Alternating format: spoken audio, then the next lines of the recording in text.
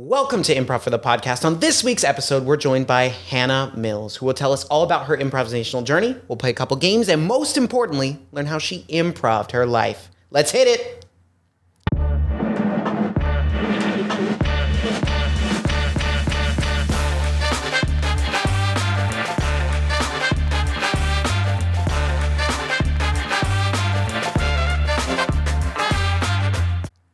Welcome to Improv for the Podcast. I'm your host, Michael E. Evans, and today I'm joined by the incredibly talented master of the waves, explorer of museums, an incredible human being, Hannah Mills. Oh my gosh, wait, can you do that again? That was so cool. I don't know. Ow, that was so good. Hannah Mills, how are you doing this evening? Oh, I'm great. Thank you. Yeah, that was, I don't know that I've ever had anyone make such a cool, entrance sound effect for themselves. So I love that. That was just, amazing. That was so good. Well, Hannah, it's great to have you on. This is a long time coming. I feel like you are a legend among legends of guests. So thank you for letting me convince you to come on this show. Thank you for not giving up. Never. It's worth the wait. So looking at this sign back here, Hannah, these four letters right here are the reason we're here tonight. Can you tell me a little bit about just a quick summary of your relationship to this old place? IFTP. IFTP. It's a wonderful improv studio. I've done improv at a couple different places. I found myself at IFTP in about 3 years ago. I think about 3 years ago, maybe 2. I don't remember now. Anyway, it's such a great studio. I guess I don't know how to say it other than that, and it's really because the nature of the classes is to support and encourage each other and really build each other up and kind of create ourselves to be the best versions that we can. So really, really just my relationship with IFTP is that it's my home for improv. It really is. I love it. Beautiful. Hannah's home for improv. I like that. We're going to hear more about that a little bit because I want to dive into that. Just Hannah's home for improv. That's that means a lot. And we'll talk about it in a little bit. But before we do, we got to play some three things. Got to play some three things. So Hannah, you've played some three things before, right? You know, so you get a category, you list stuff from it. Okay. Big whoop. All right, here we go. Okay. These are three things. First category, just Arizona things. Saguaro cactus. 1. Sun. 2. College. 3. Very These nice. are three things. Next category, best museums. The Broad. 1. The Car Museum. 2. The LACMA. 3. These are three things. Last category, words that rhyme with Hannah. Banana. 1. Pajama. 2. Cabana. 3. These are three things. Oh, very nice. All right. Circling back to that first category, why did I ask you about Arizona, do you think? Because I went to college there. Can't pull the wool over my eyes. Yes. So you went to college in the Zona. The Zona. I assume that's what you called it. The Zoners? No, the U of A. We just called it the U of A. U of A. All right. And is that? No, Northern Arizona. That's NAU. Okay. It's up in Flagstaff. That's the party school, right? NAU? Or is that? That's ASU. ASU. Different school. Yeah. U of A, ASU, and AU. Yeah. Okay. I'm learning my Arizona schools. All right. Now, I'm going to ask you a real question about Arizona. Do you think people should live in Arizona? It's tough out there. Okay, so that's such an interesting question. No, I don't think humans are meant to have the amount of water that is in Arizona that is currently required for all the people that live there. But the actual I mean, the world is overpopulated, right? Well, but yeah. it's so yeah, I think smaller groups of people could definitely survive in Arizona, but the groundwater level has just gone down so much there that there's just I do worry about the water situation there. Yeah. I mean, even here, right? Even in so many parts of California. Yeah, there are a few places in the U.S. I feel like that we just made them to like spite nature. Yeah. Like, no, we can have a city. We can do this. Vegas, like, is a huge example. Most of Arizona, I imagine. Yeah. It's crazy. I mean, yeah. Tucson's a really cool place. Oh, yeah. It really is. What is one of your favorite things to eat in Tucson, Arizona? Oh my gosh, the Mexican food. Oh, yeah. So good. That's true. The refried beans there are just a different level of deliciousness because they use lard. Yeah. You know, if you don't use lard, I don't think you're making them very good. That's where the refrying has got to happen. They're it's delicious. in the lard. Yeah. Oh, man. I could go for that right now. I'd eat a plate of refried beans right now. Yeah, with the melty cheese on top and the rice. Done. Enchiladas. A little bit of cilantro. And, oh, they're so good. Yeah. All right. This is we're just going to talk about beans for the next hour. If that's good with you. Okay. All right. In that next category, Hannah, I asked you about museums. Why do you think I asked you about museums? Because I went to a museum recently. Dang. Yeah, Whoa. you got it. Yeah, that's recency bias. There you go. Yeah, That's what that is. All right. What museum did you go to recently? We went to the Broad. The Broad. I love the Broad. Yeah, it was really fun. A friend of mine, coworker that I do a lot of real estate with, it was his birthday. So a couple of us kind of went out and did a little outing to celebrate his birthday. We had a really good time. Yeah, that's nice. Yeah. What exhibit did you see? I'm trying to think what's there right now. I don't remember. It was the room full of lights. It's like the Infinity? Yeah, Okay. Infinity room. Yeah. Which we like waited in line to go into the Infinity room, and then we got all the lights, and then we were just like trying to take pictures, but we didn't know how to do it. We were like, oh. It's tough. Anyway, and then they're yelling at us to come out. Yeah, you only get like 20 minutes or 20 seconds. It's so quick. Yeah, so quick. Yeah. There's one there's a bigger exhibit of those in DC at one of the, I don't remember which museum, but on the National Mall with all those other museums that are there. And it's really cool. Oh. Highly recommend it. It's just because it's 20 seconds and they're like, all right, get out. Yeah.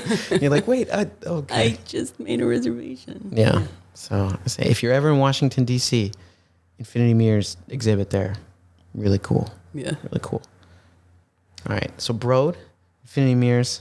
I love that museum. I saw they had that Keith Haring exhibit a little bit ago. It was last year. Never mind. It wasn't that recent. It was like 6 months ago. You're getting up there, Michael. I don't know. You're starting to think 6 months ago was just recently. My museum references are not topical. It's bad. Yeah. All right. So you mentioned I asked you favorite museums. You said the Broad, which yes, I agree. Car Museum. That's the one. Yeah. Where is that again? Well, it's actually right by LACMA, I think. Oh yeah, it's like across the street or something. Yeah, super cute. Last summer, I don't remember when. A few months back, my kid who's 18, we just had a day where we didn't have anything to do, and I said, let's go do something. He's like, yeah, let's go to the car museum. I was like, okay. So we go up there. He's like a little kid. He's like showing me all the cool cars and stuff. Yeah, it was really fun. We had a good time. That's one I haven't been to, so I gotta loop back around. Yeah, that's a good one. And then LACMA, that's fun. In the summers, they have like a jazz nights, maybe once every week or two in the evenings, and that's always nice because it's like the summer nights, and those are fun to go to. It's good, free jazz. Oh, that sounds lovely. All right. Thanks. I'm just stealing recommendations of That's things a good to one do from you. I don't think they charge for the jazz nights either. So yeah, even better. That's a fun night. Free jazz. Mm-hmm. I'm here for it. Yeah. So last category, I asked you about things that rhyme with Hannah. Why did I ask you about things that rhyme with Hannah? I'm glad my name's not Orange. What? Yeah. Oh yeah, that would have. Yeah. I think we'd have to end the episode. I think because everybody kind of knows the words that rhyme with their own name. Yeah, that's true. I guess that is true. I had to think about it for a second. I was like, do I? Do I? Kind of, yeah. But I like Cabana was a good one. You know, I hadn't thought of Cabana before. Yeah, I just came up with that tonight. Yeah, I was thinking, but when I wrote that down, I was like, Savannah. Oh, Banana. that's a good one. And you didn't do Montana, No. which I was impressed, Oh, yeah. because that's an easy one too. You're like, Hannah, Montana. So well done. Get some obscure, outside the box Hannah rhymes. Yeah. Yeah, just a little teaser of what's to come. Save your rhyming skills for later. Okay. Who knows? Are we going to have a wrap off? Yeah, kind of actually, a little bit. Oh, stay tuned. Stay tuned. End of the episode. All right, so Hannah, sit down. Okay. We're gonna pop in the time machine.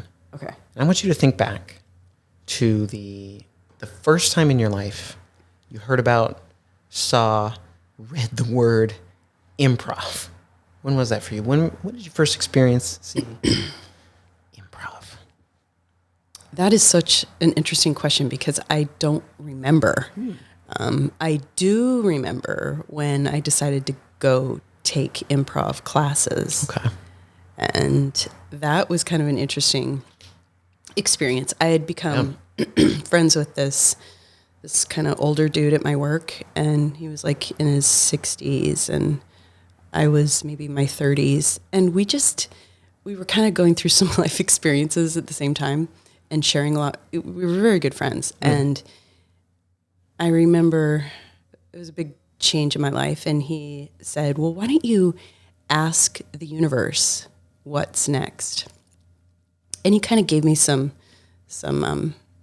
ideas on how to do that. And so I did one day. I was by myself, and I kind of got into a meditative state, and I asked the universe what was next. And the word that came to me was improv. It was like just one word. It was like improv. What does that mean? You're like, what? Yeah. So I signed up for a UCP course. Wow. And, yeah. Okay. And I started taking once a week.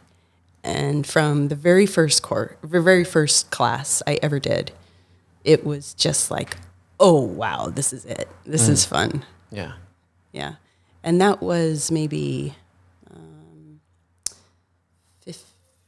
13 years ago, 12 years ago, something like that. Yeah. And with UCB, I might have taken, I don't know, a handful of the courses.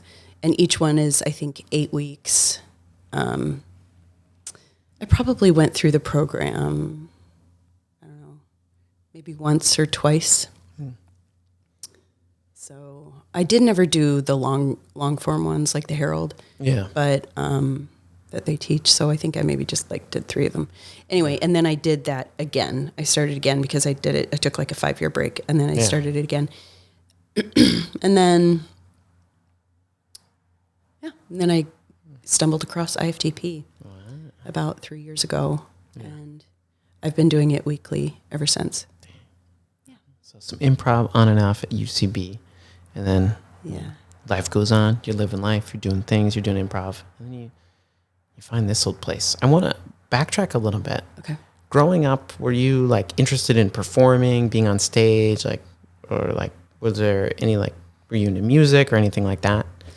What's the precursor to improv? I don't see myself as a performer, but I get a lot of stage fright, but I love delighting people, and I love entertaining people, and I love entertaining myself, and I love delighting myself with my own jokes and my own scenarios that I make up. So I try to incorporate it into my life, but I don't see myself as necessarily a natural performer.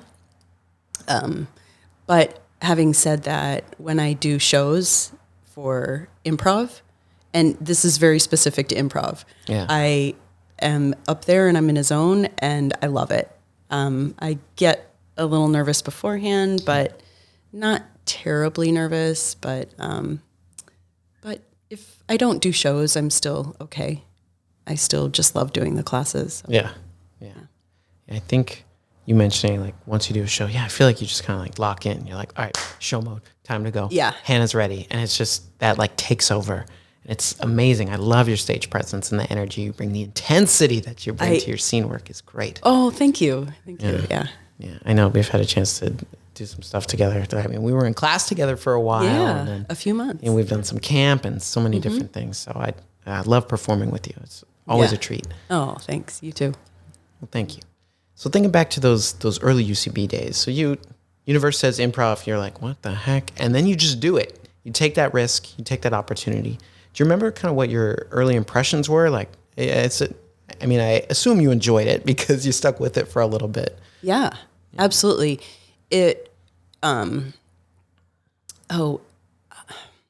My first class, I just remember feeling like this makes sense. Like this, I get everything they're trying to say. The improv itself felt like a nice structure that I wanted to sort of play with. It was like a game, a puzzle, like trying to figure it out. And so that was one piece of it. And then the other piece is this incredible creativity that I got to tap into, that it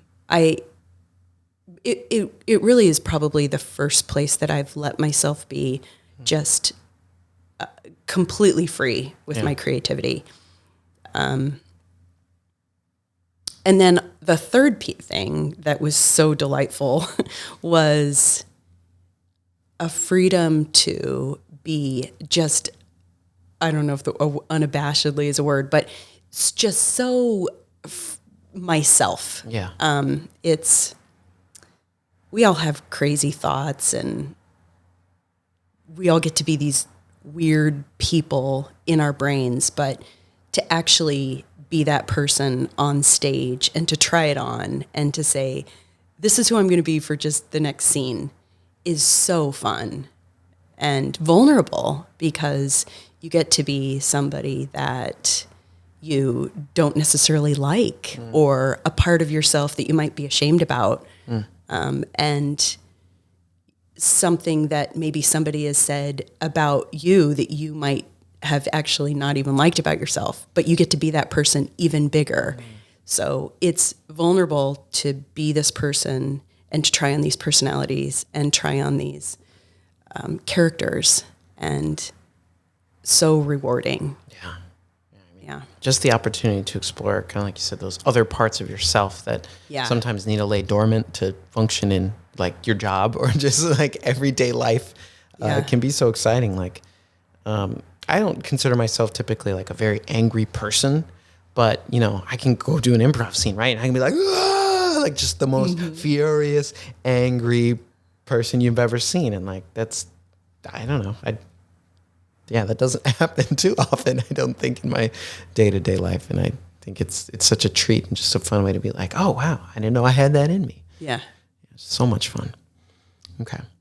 So UCB, you got some great improv experience on your resume, Hannah. Just thinking about that. UCB, I've done some classes there as well back in the day.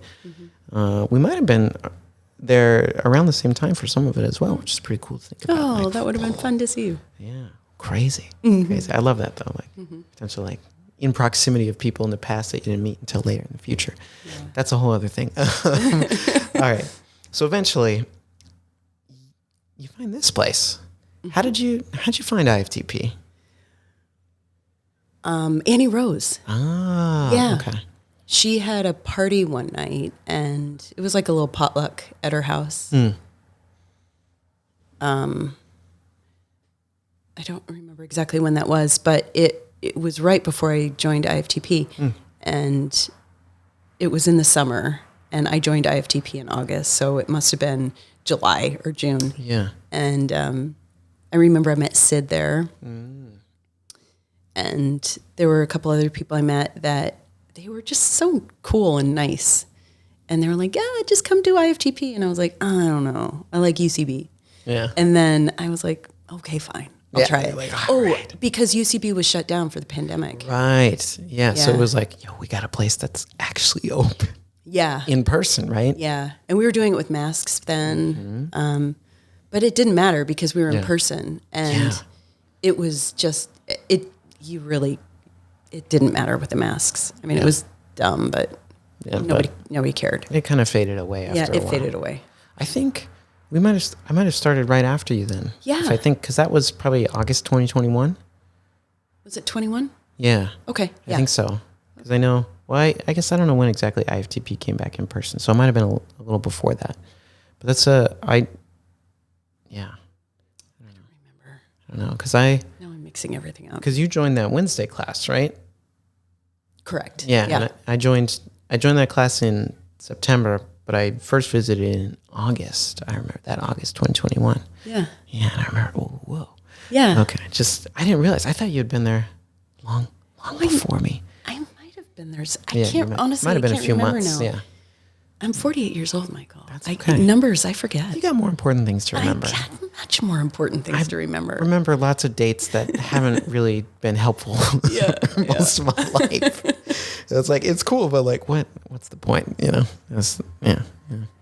Anyway, okay, so you met some folks at potluck. Mm-hmm. Annie Rose's house. Great. Wait, what did you bring to the potluck? Do you remember? Oh my God. It's not a date, so maybe. God, I might have been. You brought great personality. I brought my charming personality. Done. And I don't know, but I remember Sid brought like a cake and pizza, and I was like, this dude's cool. Yeah, it's cake and pizza. Only things that are around for Sid to bring. Yeah, I know. Oh, that's great. Yeah. Okay, so potluck, you met some folks and you're like, okay, well, they seem all right. And you were friends fine, with... I'll do it. Yeah, you're like, oh, peer pressure. I guess I'll do it for 1 month. Yeah, just like, whatever, losers. No, Yeah. Wait, so you were friends with Annie Rose before. So it was like, oh, I'm going to see my good friend Annie Rose. Oh, my friend Annie Rose has these improv people here. Ugh. Yeah. Oh, okay. Well, but Annie Rose and we had just kind of become friends maybe 6 months earlier. Annie Rose and I have only known each other a few years. And then, but I knew she did improv and I did improv. And that was one of the reasons that somebody had told us that we should be friends or whatever. Like a mutual interest. So, you're like, oh, okay. Yeah. Okay. Yeah. Yeah. Improv. Yeah. Yeah. Yeah. Okay. So Annie Rose, early on in your friendship, boom. Sid, I forgot who else you said. Other people, that Wednesday class. Yeah. I mean, I can't remember everybody there now. That's okay. I need the guest list. Okay. We got to publish that guest list for no reason other than it's fun. Yeah. Okay. So they convince you to join. You come to IFTP. Do you remember what your early thoughts were? Because you had a good amount of history and experience at UCB. It's your first time in a new studio, I think, right? You'd only done UCB before. Okay. So you come into this old place. You see that Matthew Moore guy. Uh-huh. What was that like? Do you remember those early days? Yeah. It was kind of a different, like the transition was not like a super easy transition for me because I liked the structure of UCB and I was used to that. And UCB, if you've taken some of the classes, they give you exactly what you're supposed to do and you do it and they break it down really small. Yeah. And it's very like A, B, C, like this is what you're doing. So, and there's a lot more open for, you know, what you want to do. It's just kind of like, okay, do a scene. We're going to focus on this one thing. And, you know, so I initially didn't like not having enough structure and I didn't know what I was doing. And I just kind of thought, I'm not ever going to get better. This isn't really teaching me the tools of improv, but I like the people and I like it. So I'm going to just keep doing it. And then I think one of the things that I've really gotten to is that this doesn't have to be something that I learn in that linear way anymore. I just get to be who I get to be with improv. And that is much more important to me than how to create the perfect scene. The version of myself that I get to be when I'm at improv is my most true version. And I feel authentically who I am. And it's just really fun to be in that space. Yeah. So. That's amazing. And I think, like you said, you don't have to focus on, your previous mindset was very curricular. I think just from, what I remember UCB, and read that book, that they have and all that stuff. So like coming here, I was like, whoa, freedom, or like it's less linear, like you said. And I think it's really up to you to choose what you focus on here. It's like, am I doing this today? Am I doing this? Am I just doing this for me, just to feel good and to be able to be who I really am? Which I think is an amazing opportunity that at least I know I don't find anywhere else in life. Do you? Not too many places. Yeah, it's been harder for me, or now that I have a few places that I can pull that in. But yeah, that is definitely what I strive for in most areas of my life, is trying to find how I can be the most authentic version of myself that I can be. Do you think doing improv has helped with that? Oh, absolutely. Yeah. Even just for the month of January, I was gone out of town a couple times, and I had to miss a couple classes. And so there were actually 3 weeks in between when I had gone. And even that 3 weeks, it was just like so refreshing to come back and be in a space for 2.5 hours where I get to be me. Yeah.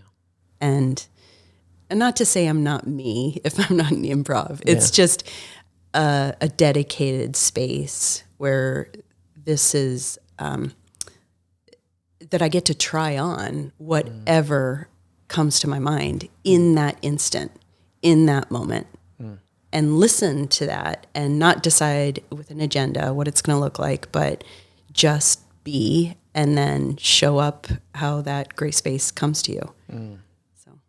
Just show up and be. Show up and be. And I think you can still be you without improv. It's just that improv is almost a guaranteed opportunity outside of everything else you got going on in life. Yes. Just come in here, like you said, the 2.5 hours, it's like, it's a sacred time. Yeah. Very sacred. Oh, love it. Love it, Hannah. Love it, Hannah Mills.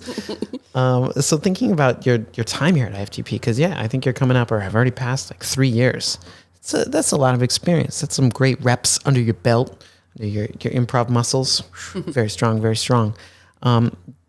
Thinking back, do you remember the first time you performed here at IFTP? In a show? Yeah. Yes. There was a time that I was doing shows quite frequently, maybe every month or two. Yeah. So I might have mixed up which show. It was my first one, but I remember that. Yeah. What was it? What was it like making the jump from being in class to performing? Were you like, whoa, this is crazy? Or, nah, I got this. Really nervous? The very first show, I think I was probably nervous. I probably didn't tell anyone. Yeah. But it was kind of like being in class, only just a little bit more intention in the scenes. So it didn't feel a whole lot different than being in class. In fact, there's actually more structure in shows than there is in class. Oh yeah. So it almost feels, sometimes I like being in class more because there is so little structure. And I like getting to practice that freedom that I feel. But there are obviously the shows have a different kind of freedom because there's a little bit more pressure with more people watching and wanting to entertain and wanting to make their experience a fun one, and knowing that you don't have control over it, and it might not be. Well, oh no. We'll see how it goes. Yeah. Do you think it's more difficult to do a scene in a show or in class? What's the more difficult environment? More difficult. Well, there's more pressure in a show, but there's less freedom. So I like the freedom personally. There have been some scenes that I've done in shows that I've had that have the games, some of the games we have that have more freedom in them, and some of those I've really enjoyed. But I I like the freedom of scenes. Yeah. I like it when we can kind of make it up. Yeah. Just really let loose. You don't have to worry about like, oh, we're playing this short form game. It's just like, nah, we're just going to go somewhere. We'll see. I don't know where we're going. You tell me. Just let loose. Yeah. Oh, that's fun. Yeah. And I appreciate your like eagerness to tackle that unknown. You know, sometimes it's like, maybe you want a little game or a little structure for support, but the most fun is when it's just the Wild West. And you just surprise yourself and your partner surprises you. And yeah, that is just magic. Yeah. It really is. The most adventurous. Yeah. Yeah. So during your time here, have you been in the Wednesday class? Like, have you been strictly Wednesday? Or have you classed around? I have been like 85-90% Wednesday. I would say Respect. Yeah, respect. I did, I think a Monday for a couple months, but that was in addition to the Wednesday. And then I've switched in the last 5 or 6 months to Saturdays. I think winters, it's hard to leave in the evening. Yeah. So I thought I'll just switch over. It's cold. There's so many reasons not to leave your house once you get there. I know I have animals and they're so cozy. Well, and they look so sad if you leave. I know. I know. I don't want to be that person. I don't want to disappoint that dog or that cat, you know? I know. Me? No, not me. That's someone else. Yeah. Not me.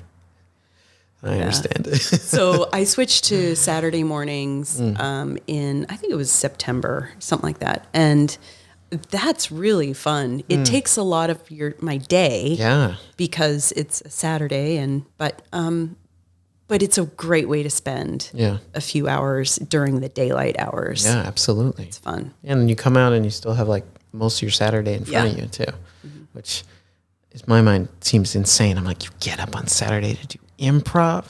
I mean, morning improv to me is just wild. I'm like, improv in the AM? Can't be done. Improv is a PM performance activity. I don't... it's weird. Even at camp when we do those classes in the morning, it's just like... improv, it should be dark and gross and... maybe a little depressing. Yeah. Cold. Yeah, exactly. Improv is a nighttime activity. That's it.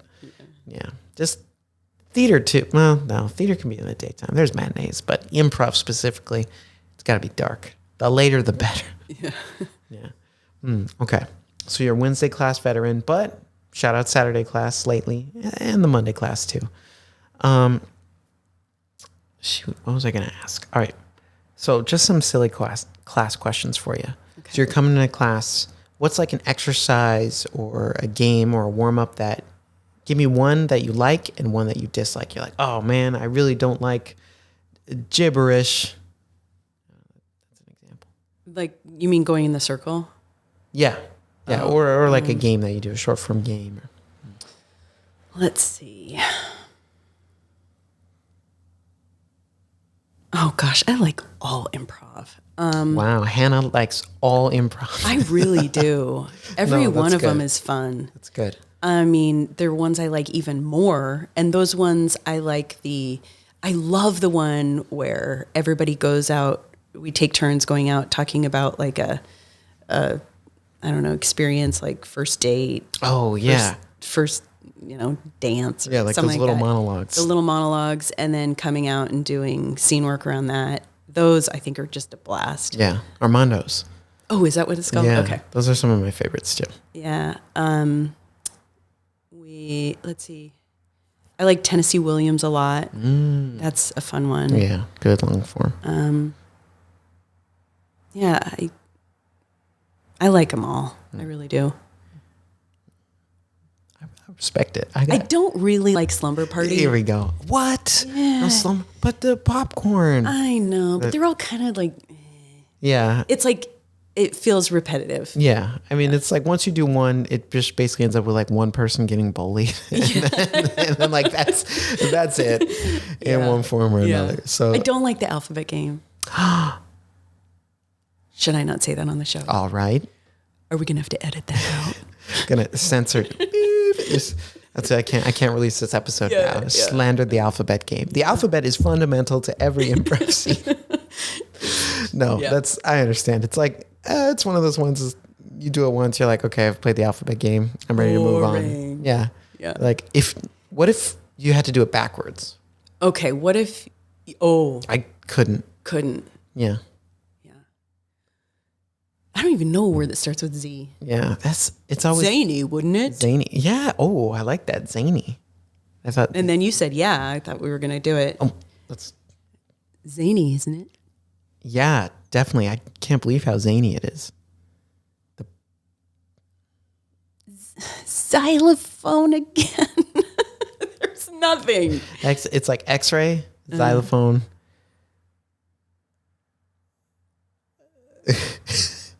Xenophobia, which is just, that's sad. Yeah. So you could say xenophobic, not me.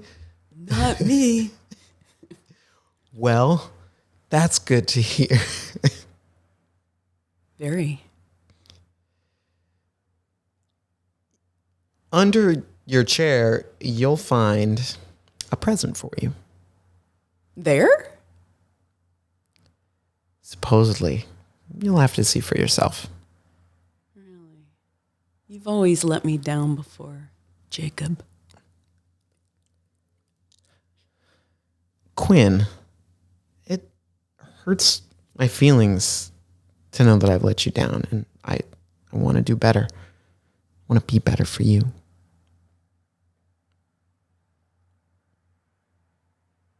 Please quit with the whining.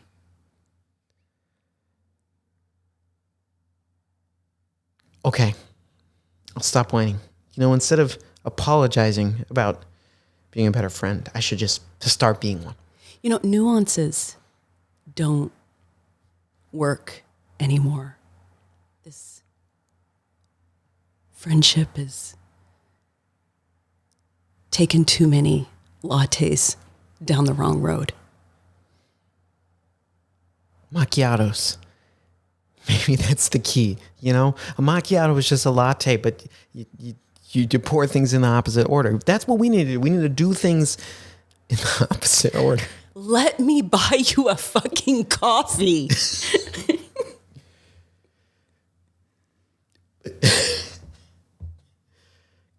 Ketchup. If you put ketchup in the coffee, that's a good way to get me back for all the harm I've done. Just gross. You don't put ketchup in coffee. It's like when you put the toilet paper on the ring the wrong way. It offends me. Truly. I personally think there's no wrong way to put the toilet paper on the ring. Over, under, so long as those flaps get where they need to go. Hold it, buddy. This is not at all how this is going to work. I cannot live with you if this is what you're thinking about toilet paper. Gosh, you're so particular about this. You say no ketchup in lattes, macchiatos, put the toilet paper the right way. Fuck you. We made these agreements before you moved in. Except I never signed that contract. Damn it. Caution in the wind. That's what I do. Throw caution to the wind. I don't over, under. Bring it. Let's take this adventure together. Take this adventure together. All right. You got a deal. Blackout. Oh, God, that was painful. That was, yeah. I don't was even really like rough. that game, and then we did it backwards. And I made you do the whole You thing. did. So that just confirmed. You're like, okay, yeah, now I know I hate that game. I hate it. I'm never doing it again. That's all right. Yeah, that was Take me out. It is harder backwards though. There was a few times. It actually was a little more interesting to me backwards. Yeah, because I think we both had to be like thinking.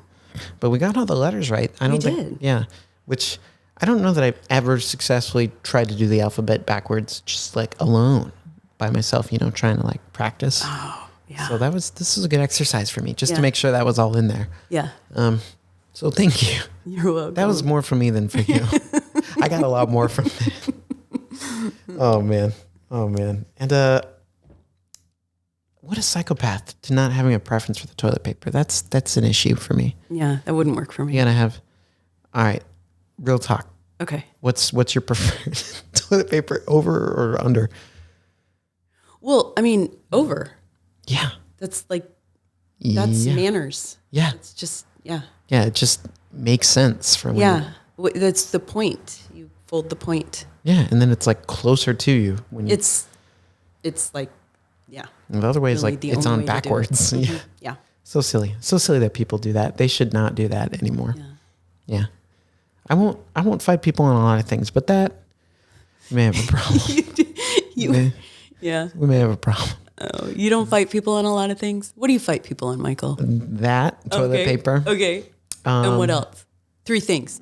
Oh, no. Okay. Whose podcast is this? Yeah. What the turns of table. Okay. The other Yeah. thing. I believe that I don't even know if this is worth fighting about, but every public restroom, every single person public restroom should just have the vacant occupied lock on it. Okay, that's one. That's just for everyone's safety and Safety. personal privacy. I just look, as a kid, I had an experience when someone was in there. It wasn't like I knocked, I didn't hear anything, so I just opened the door and then I was like, Oh, that's traumatic. yeah. So I was just like, this is dumb. We have the technology to fix this. We have the technology. Yeah, and it's like, still. Then that was, I don't know how long ago that was, 20 plus years ago. God, And here we are, still talking about it. Yeah, just Stone Age, Yeah. No. And then we got the toilet paper the wrong way. Toilet paper, vacant occupied, and like sparkling water, but like without any flavors. It's a bad drink. Water pop. Yeah, water pop. Yeah. Water pop. That's like the Midwest way to say it. Yeah. Can I get some water pop, please? Water pop. Hey, you got that pop water? Yeah, it's so. Ugh. I don't know. I love it. With like no flavor. I do. Yeah, I do. So it's just like, Yeah. I'm one of those, Michael. why? I don't know. It's like it's Because like I respect you, yeah, but now but it's like This starting changes to things. waver. Yeah, Yeah. I get it. The hurts. flavored water yeah. is my drink of choice. Okay, good. Thank The God. unflavored water is my second drink of choice. Okay. And that would be with a little lemon. But even if there's no lemon, I'll take it. Yeah. Okay. Well, I like it. I can get behind that a little more because it's not your number one. It's like I'm gonna start with the Yeah, Give me a it's little a number bit of two. fruit It's a number two. essence in there. Well, yeah, no, number 2 is toilet paper. That's what that's for. Yeah. No. Okay. That's Okay. that's it. You got that ranking down. I like it. Yeah. I like it. A little bit of lemon. That's good. I just what the other name is club soda. Yeah. That's boring. Yeah, but isn't Water that pop is fun. Yeah, water pop way more interesting because it's like club soda. What club? First of all, what club are we talking about?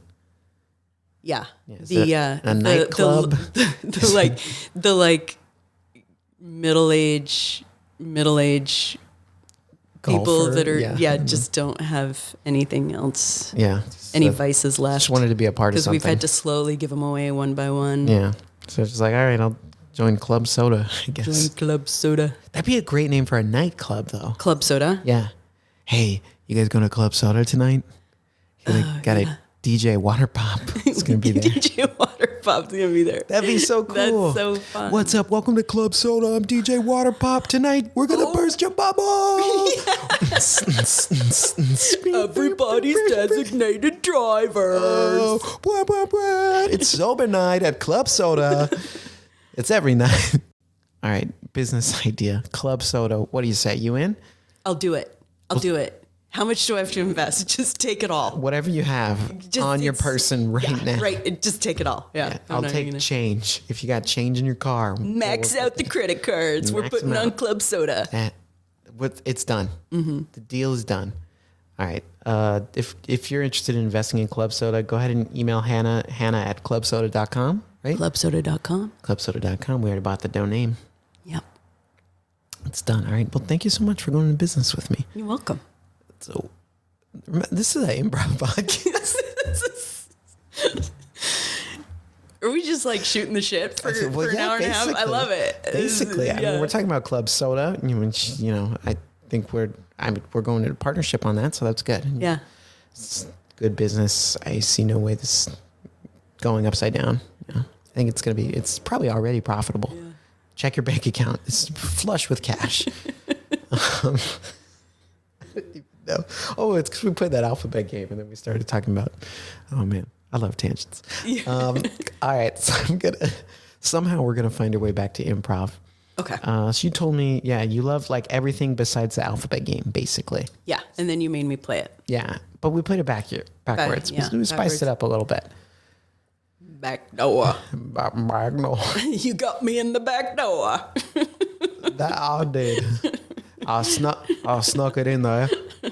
You weren't expecting the alphabet game, but backwards. That's the way we play it on here. We were backwards.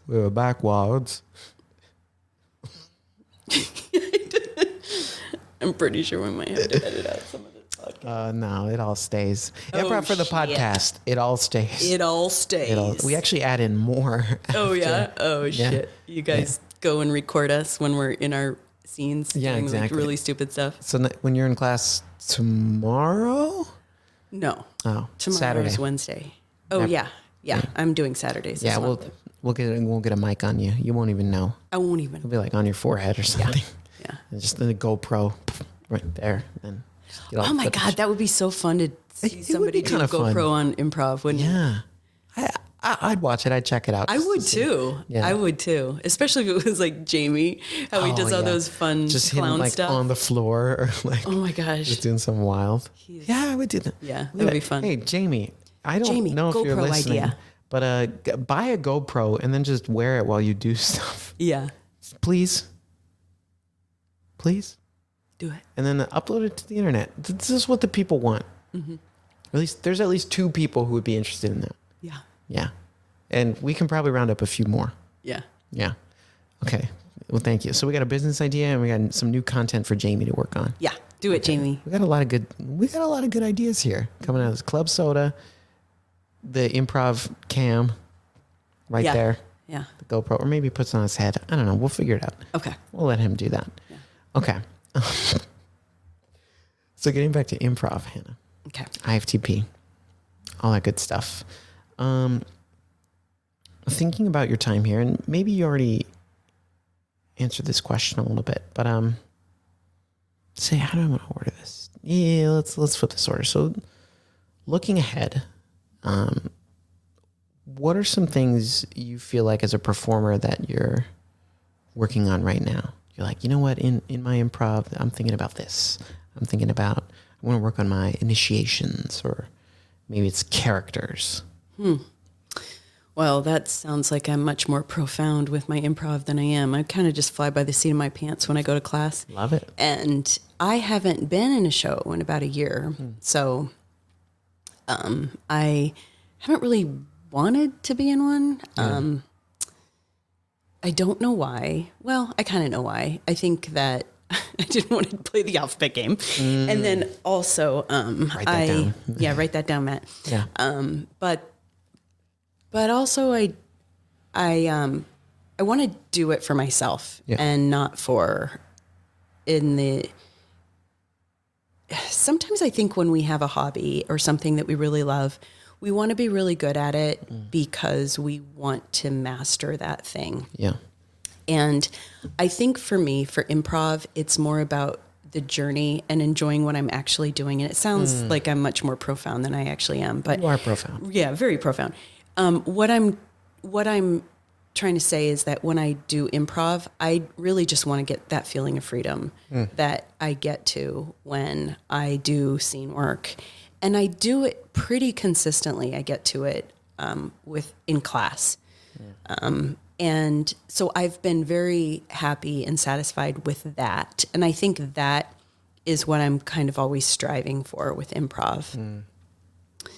I'm always working on space work because it just doesn't come naturally to me. And but picking a character and sticking with that character, that's something I just kind of discovered about a year ago. And I'm like, oh, that's a good idea. And that is so fun. Oh, yeah. So much more fun to me. And really embodying that character. So continually bringing that character, what would that character do? What would that character react to that person? What would that character, and not even knowing and just discovering what that is. And so that's something I am always, well, I wouldn't say always, but that's something I do try to focus on quite a bit is just let the first thing that comes out of my mouth feed who my character is and then discover what is in the scene based on that character. Yeah, it's like, hey, okay, I know this. Let's see what else. If this is true, what else is true about this character? Who is this person? Yeah. Their point of view. How do they move? How do they do all those things? And I think it's really important not to go in with anything sometimes. Now, that's super scary and super risky. Yeah. Because you might be up on stage and be like, I got nothing. But if you're up there and you genuinely come up with something from nothing, that's where I think the magic really happens. Yeah. Not having any kind of agenda. Yeah, just grasping at straws. And then one of those straws is going to be brilliant. Yeah. Yeah. Yeah. Yeah. That's always one I struggle with because I go, oh, I have an idea. But it's like, no, it is more fun to risk it. Just go out there and be like, yeah. Obviously not showing it, but just walking up and walking out there. Mm-hmm. Trust the process. Okay. So we're gonna do an analogy here because it's fun to think about. And we had this question last week. It was the first time I thought of it. So I'm gonna ask you the same question. Okay. Say you're on an improv sports team. What am I trying to say here? All right. So we're treating improv like a sport. Okay. On like any sort of sports team, there's like each player brings a different like skill, like special skill. They're like, yo, this is my specialty. I'm really good at blank. Like on a basketball team, I'm a really good 3-point shooter, right? That's what I bring to the team. What do you think is your improv specialty? Oh. Your improv skill. Your improv 3-point shooting.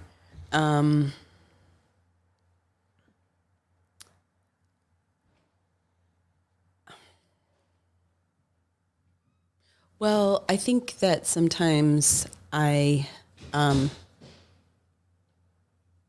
be a little intense. And that's kind of fun. Yeah. In real life, sometimes that can be a little bit too much for people, but in improv, it's really fun. Yeah. So that's one thing, but I don't think I'm always intense in scenes. That's a good question. I don't know. I guess you'd have to ask some scene partners too. It's hard to know what you are when you're in it. Yeah. You're just like, I don't know, I'm just up there doing it. Yeah, I am. And then as I've gotten more committed to trying to find characters, I think I've gotten better at that but that's not always consistent either. So nothing's consistent with improv. That's true. The fun part about it. You fill the needs of the scene as they come. Yeah. And, one thing you do in one scene might not be helpful in the next. Mm-hmm. So it's like, I don't know, I'm just going to throw myself in there and help and support how I can. Yeah. Yeah. So that's also true. It's just, it's random. You're not going to be like, every time I do a scene, I'm going to be the most intense character ever. No. Ah! Yeah. And then on the flip side of that, I think the thing that I struggle with is sometimes I can't read what my improv scene partner is doing. Yeah. Or I misinterpret it. And it just feels off. And so that's something I probably try to do more. Yeah. It's like listen without listening to the words, but actually listening to the undertones, I guess. Like what they mean, the subtext. Yeah. It's like, my words say this, but what does that really mean? Yeah. Yeah. That can be hard because, you have so many other things going on. You're like, do I look dumb right now? Like, yeah. All those things. But, yeah, I think that's good. And I think I don't know what I think. You bring a lot to the stage, Han. You do. And I've seen that intensity, but I've seen you be more tender and quiet and calm in your characters as well. So I think maybe it's your ability to play range. You know, you can play this heightened, crazy, intense character that's like, come on, what are we doing? Murder. I don't know. Murder. Or, you know, you can play a calm, more reserved, like emotionally in tune character as well. I've seen it both. So maybe it's that range is what you bring to the table. Maybe that's your 3-point shot. Oh. Is your range on stage. I'll take it. Yeah, you should. Take it, run with it. Take it to Club Soda. Take it to Club Soda. All right, Hannah. I got a couple more questions for you, and then we're gonna do some improv. You and me. We haven't done any yet. Oh, shit. Yeah. Ooh, the ball is gonna drop. It's like New Year's. That was dumb. All right. So this question we've touched on a little bit, but maybe we're circling back or just kind of recapping on this. But I'm thinking about your experience with improv, your UCB days, your IFTP career thus far. What do you think overall has been the impact of improv on your life? How has it bled into other areas? And you're free to share as much as you want or as little as you want. Okay. Up to your discretion. Yeah, no, that's such a good question. And I think that I think all of us would have kind of the same answer and all of us very different answers. Yeah. Which is just super vague, right? But having an access point to creativity for somebody, especially me, I was not ever, I never thought of myself as creative. I kind of grew up being good at math, and I just kind of thought you couldn't do both. And so it really wasn't until I got into improv. This is probably my first really big exploration in a creative realm. So I find it's so fun and rewarding. It's something that just goes away instantly. So if you don't like it, it's gone. If you do like it, you just get the memory and the feeling of it. So that's really cool. Getting to be that person, getting to be creative, and getting to be, like I was saying, my just most authentic version of myself. You know, especially when I was especially when I first started at IFTP, there was a lot of like tough job situation, tough, you know, a lot of life situations that were difficult in my life, and having a weekly outlet for that was so useful and so helpful to give me the guidance to trust my own intuition, give me the guidance to believe in myself, see myself as successful in different venues, in different modes. So yeah, I mean, about 1.5 years ago, I made a pretty big change in my life, and decided I was going to quit my job and pursue a career on my own, which was, you know, just a commission-based career. Yeah, so that's scary. That's it was a leap that I don't think I would have been able to do without access to my creativity and my intuition. And improv really gave me that access point. So they're so closely related that it's a beautiful thing. And so many different places in my life now, I can incorporate that in. So it's not that improv is my only good thing in my life. That's not even true at all, or not even my only creative thing. It's just that I've seen myself being this creative, intuitive person, and now I get to be that person in different areas of my life. In the way I parent my kids, in the way I go about my career, in the way I go about how I'm going to set up my home, and how I'm going to be creative with finances, creative with different, you know, solutions to important things in my life. Yeah. It's like coming to improv and doing improv helped you realize the potential of your creativity. Like, oh, this has been there the whole time. Where else can this show up? And it's like, it's always been there, but you just maybe didn't have the chance to explore it before. Yeah. And what does my life have to look like? Wait a minute. It can look like anything I fucking want to create. Yeah. And that is really cool. That is potential. Yeah. It feels like I live in possibility now instead of living in the way I'm supposed to live. Wait, say that one more time. You live in what? I live in possibility now instead of living in the way I'm supposed to live.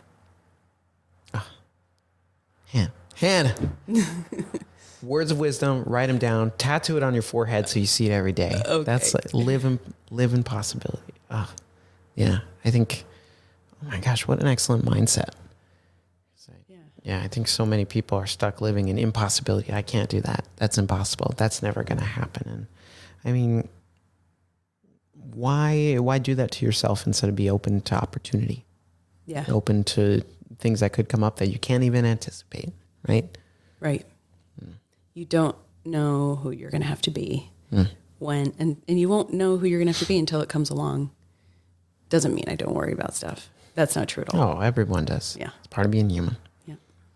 Yeah, you can still worry, but still be open to possibility. Those two things can be true. Yeah. Yeah. Definitely. All right, Hannah. I got one last question for you. Okay. Thinking about 2024, it's January, right? The year is young. Are there any things you're hoping in the next year, whether improv, creative, performing, kind of in that realmish that you're hoping to work towards, accomplish, discover? Yeah. You know. That's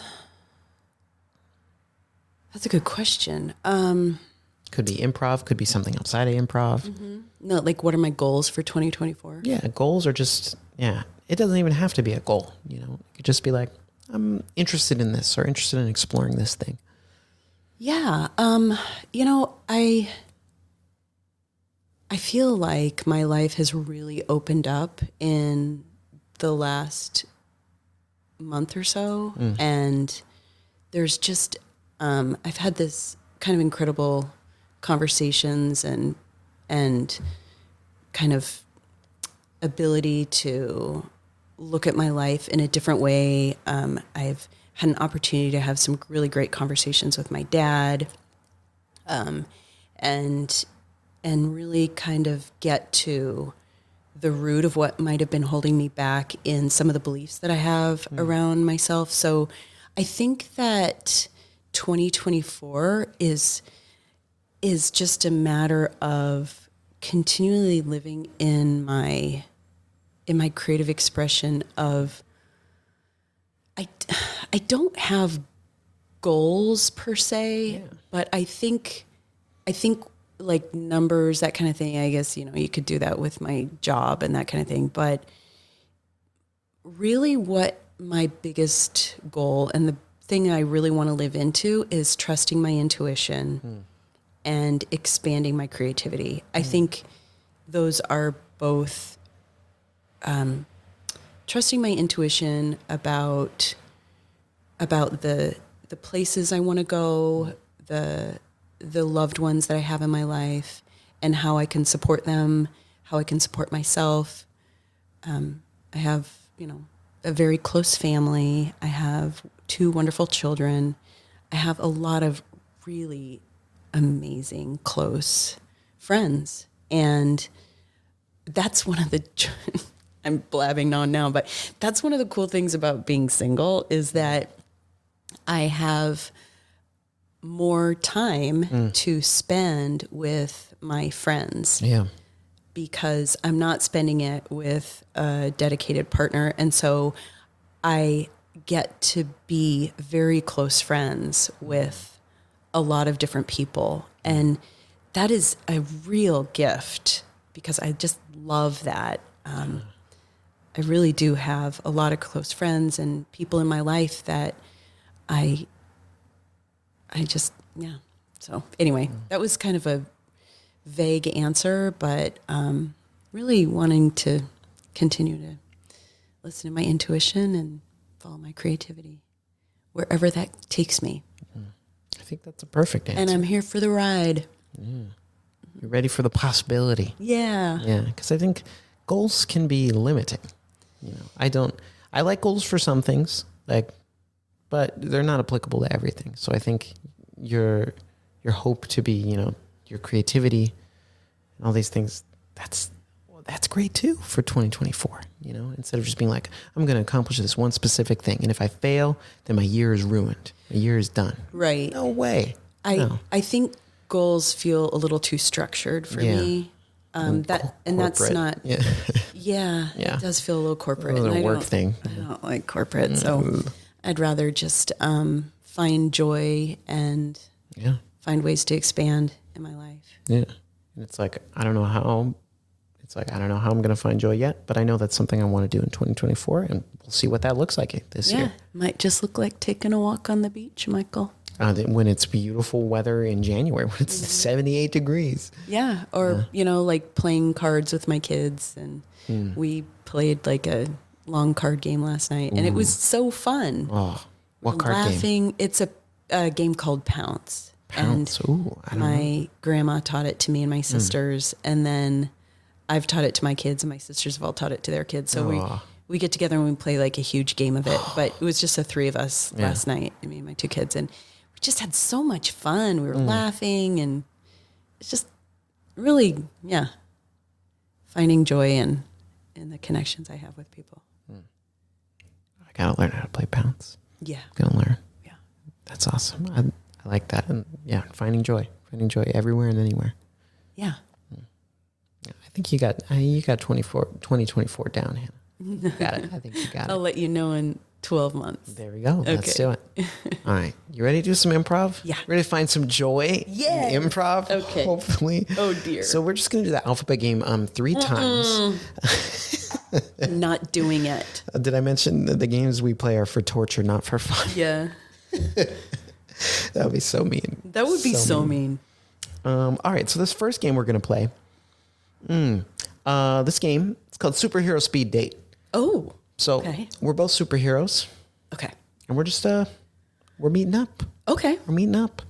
And I'm not going to tell you what kind of superhero you are. Okay. I'm just, we'll say we're at a restaurant. I'll give us that. Okay. We're superheroes. We're meeting up. That's it. All right. And I'll black us out when we're done. Okay.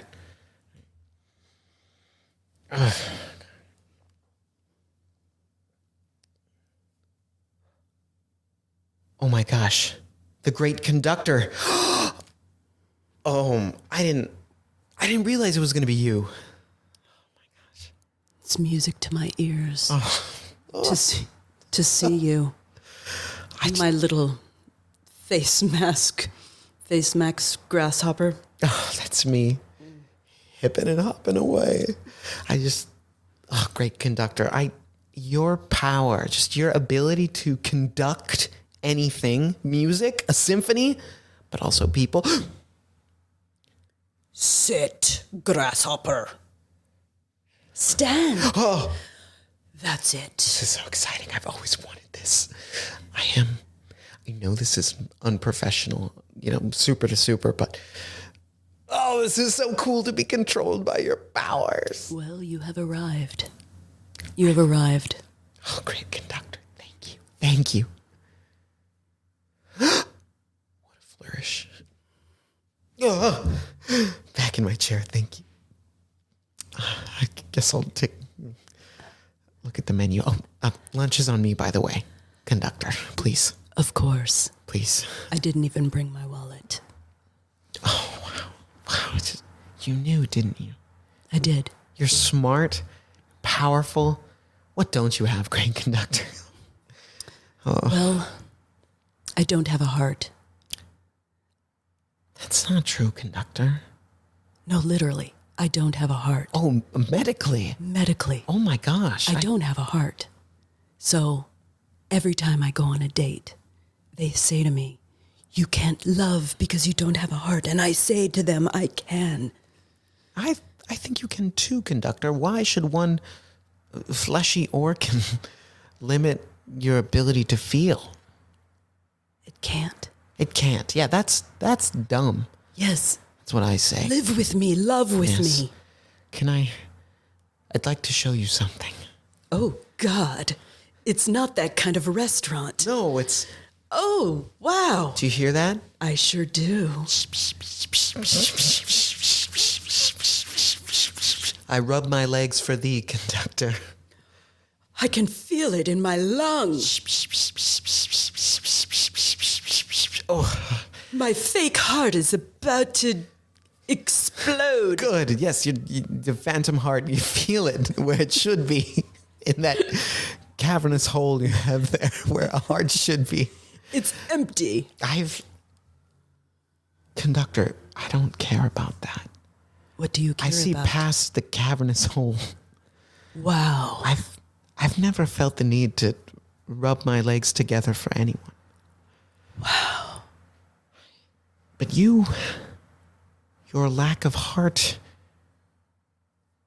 It does something to you. it inspires my own heart. It moves you. You conduct the rhythm of my heart. I conduct the rhythm of your soul. We will not be going on a second date. No need. No need. We'll be going on a life. A life. We can fight crime and be with each other. Yes.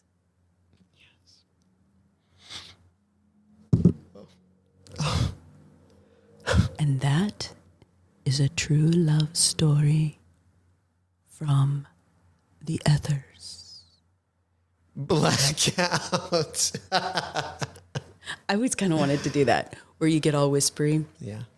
From the ethers. From the others. From the ethers. From the others. Now I have to ask. What do you have to ask? What were you actually doing in the beginning? Oh, I was sharpening my sword. Oh. What were you doing? I was adjusting my mask. I thought it was superhero you were. mask. I thought maybe you were a fencing guy. Oh, that would have been cool. And then you had a sword. Oh, Pretty hard to sit down and Yeah. do improv. it's just I don't really like creativity through constraints. This. It is. It's creativity through constraints. That's how I think of it. Yeah, like I realize I'm rubbing my legs together, and like the views on the video podcast compared to the audio one, it's like 10 people will see that. Yeah. And then a lot more will just hear me talk about me rubbing my legs together. Well, Yeah. We it break the happens rules. to the best of It us, happens Michael. to the best of us. Yeah, we break the rules a little bit here. Yeah. Just because we're sitting, so sometimes we're saying what we're doing, and that's okay. That's podcast improv. Yeah. It's a different format. Yeah. It's a different format. So thank you for being a good sport. A good sport. All right, moving on to our next game. Okay. Why am I doing Yeah, let's try to redeem ourselves. That was a little bit painful. Oh, I had fun. Okay, good. Yeah, sorry about your heart, though. That Thank sucks. you. Yeah. Bummer. Yeah. Well, What can you do? what can you do? Could ask more questions, but no. You take them out, you put them in. That's what you do. Yeah, you don't need it. You would pump. You were fine. So this next game is called Status Exchange, and in this game, I'm going to assign us a relationship that will have status. Right, one of us will have higher status. One of us will have lower status. We'll start a scene, play it out. At some point, our status will need to flip flop. Something happens. We don't know what, but something occurs. We'll find out. Yeah. It's this could get crazy. All right, we're gonna have a doctor-patient relationship, and I don't know who's who. We'll figure that out. Doctor-patient relationship. Let's say we're at the doctor's office. Okay. All right, and scene. Doctor, doctor, can't you see I'm burning, burning? Look, stop. This is my office. I really appreciate you coming in with the song. You're burning. That sounds terrible, but I just missed you so much, Steven. I know. I But, just wanted to see you, so I made an appointment. but Frida, I just missed you. Frida, I saw you yesterday. I know. I saw you yesterday. It was so long ago. What yesterday you said your fingernail hurt. Today you come in, you say you're burning. What? Burning, burning. I don't know what that means. What's burning? You're not visibly on fire, It Frida. means I'm on fire for you, Steven. You're on fire for me? I am. Doctor, Doctor, can't you see I'm burning? I made an appointment with Loretta out on the receptionist. I've been doing it every day. I don't know when you're going to call me back. Frida, I want to be with you. Oh my God. It's happening. It's actually happening. But I need you to do something for me. I need you to listen closely. Okay. Anything you say. If we're going to do this. If? Yes. If we're going to do this, it's conditional. Oh, I have these conditions. As a doctor of my status, my stature, very particular things I must abide by if I'm continue to work here at the Cleveland Clinic. Oh, I love the Cleveland Clinic. Yes. I want to be with you, Frida, but listen here. I'm listening. I need you to stop using my doctor's notes to get out of work every day. But doctor, I have to come see you. Frida, it cannot go on. It can't go on. By doing this, if I'm aware of your fraudulent activities, I could lose my medical license. And how am I supposed to build a life with you if I have no medical license, Frida? You want to build a medical life with me? I mean, life with me? I do. It can be medical because that's my career, Frida. Okay. We will only see each other in the doctor's office. So, Frida, I need you to quit your job. Okay. That way, I can't be found guilty of fraud. All right? Done. But then where will I get my health insurance to come see you every day? You don't need insurance to see me. We'll be together, Frida. God, you think of everything. I'll just do my doctor stuff under the table. If you need a surgery, I have coupons, you know. You have coupons. Now, where exactly did you get those coupons? Hang on. Do they have a QR code? They do. Is it a buy one, get one free? Yeah, I have a Oh, Steven. Have Frida. you been giving out your coupons to other patients? Yeah, I've Yeah. been sharing. I've been sharing the coupons, Frida. There's nothing wrong with that. I'm just helping Steven, people. Just lots of people. No one in particular. Just lots of folks. You have done me wrong. No, Frida, it's not like that, I swear.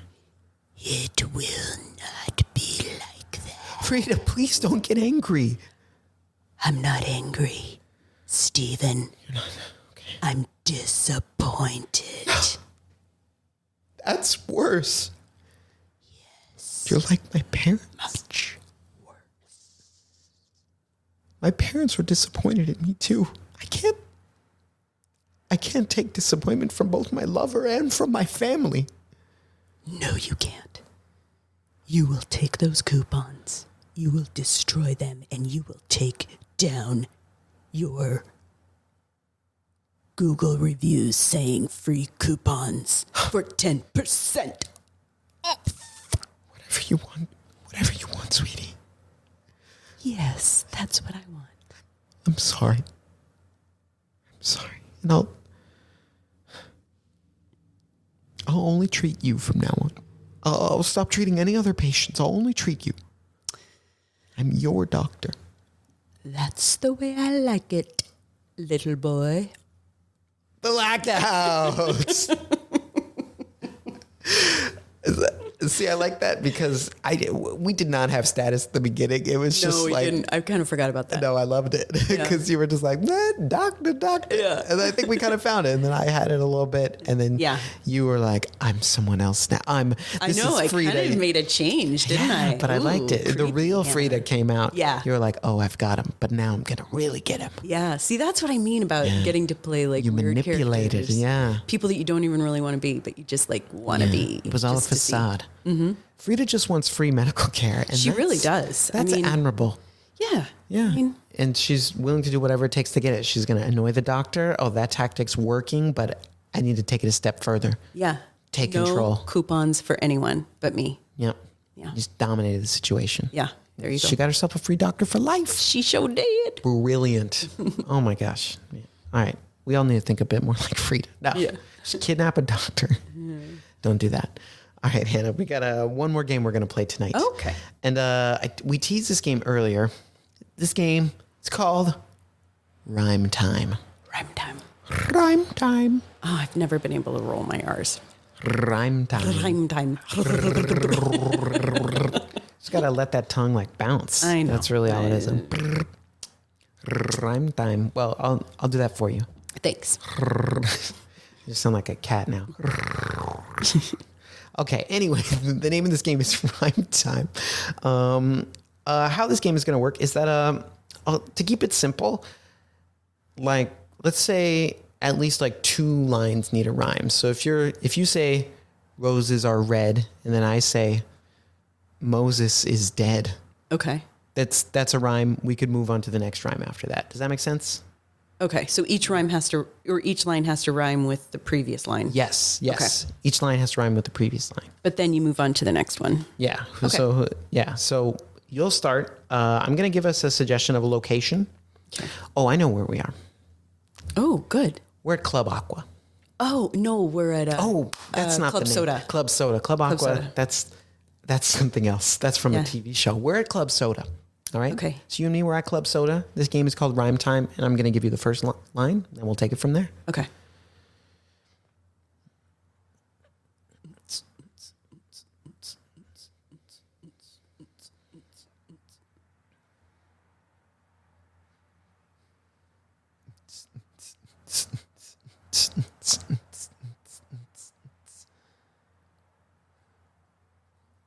Oh, wait, I'm giving you the line.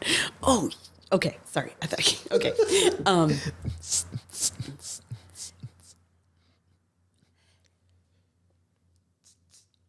Yo, Jeffrey, can I get a water pop? Oh, you bet your tuchus you can get a water pop. This one's on me. Shelf from the top.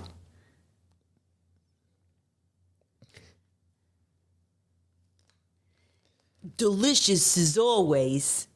I thinking it's good. I don't know about this place. It's kind of in the hood. Yeah. Neighborhood be damned.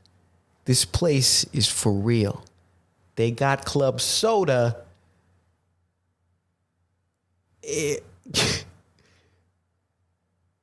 And work here? I think you should. You're offering me a job. I think I say maybe. But you know what's no good? I got a baby. Child, an infant. Oh my. How about you start working here part-time? I'll give you an offer you can't refuse. Maybe? You gotta pay a lot, that's for sure. 'Cause if you ain't gonna be doing that, I'll bring my baby, leave her outside the door. We'll slam it and keep it shut. There's no babies in here.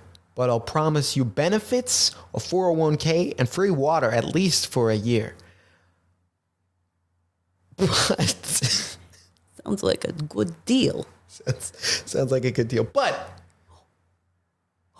not just anyone can come in this door. We don't want folks who will get knocked out and pass out on the floor. The problem is this. I like you a lot. We work together. We drink. I'm gonna be smoking pot. Well, look, here at Club Soda, we think drugs are pretty hot. But just to prove your worth, take a shot. I'll drink to that. And I think I'd like to take you to dinner. If maybe you want to take care of my baby, we could even have a winner.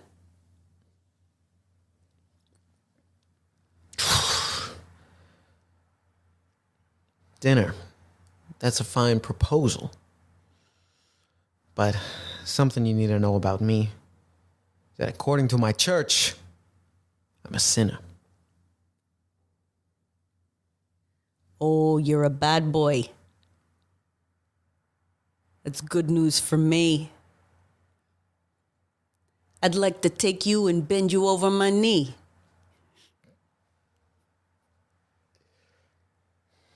Oh my. Well, that's not something for your baby to see.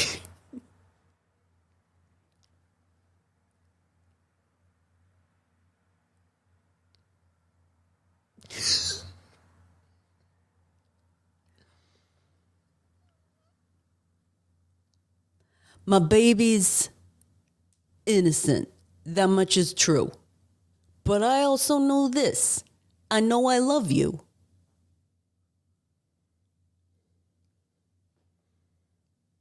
What could be better? A baby, a partner, and club soda. That'll do. Blackout. I don't think that rhymed, Michael. No. I didn't hear Wait, that. do? Wait. Wait. I thought do rhymed with love you. Do. Oh, shoot. I don't know. I can't. I got to see the words. They were there. They were there. They were there. They were there. Thanks for taking a shot with me. Yeah, sure. Yeah, I think you were going to be the bouncer. Yeah. That's what I was saying. I never okay. specified, but we talked Yeah. about the door a lot. Yeah, that was kind of a fun little jaunt. Yeah, that was club soda. Club soda, Hannah. That's the place to be. Yeah, it sure is. For a second, I almost called you Frida, and then I was like, wait, no, we've moved on. Oh, You're not Frida anymore. right. Frida's gone. Yeah. Frida's gone. Like you said, improv, it's gone. You're done. You finish it. Yeah. It's gone. Yeah, it's gone forever, except for this one because it's recorded. That's true. Oh, And yeah. that is sort of It'll live in the annals of history. yeah. Yeah. And annals? Annals. Thousands of years from now, Yeah, okay. civilizations will go back and study this and go, wow, Wow. who were they? Who was that? This is what life was like in 2024. Whoa, guys. They just talked about club It was soda. tough. It was tough. It was tough. They were like, wow.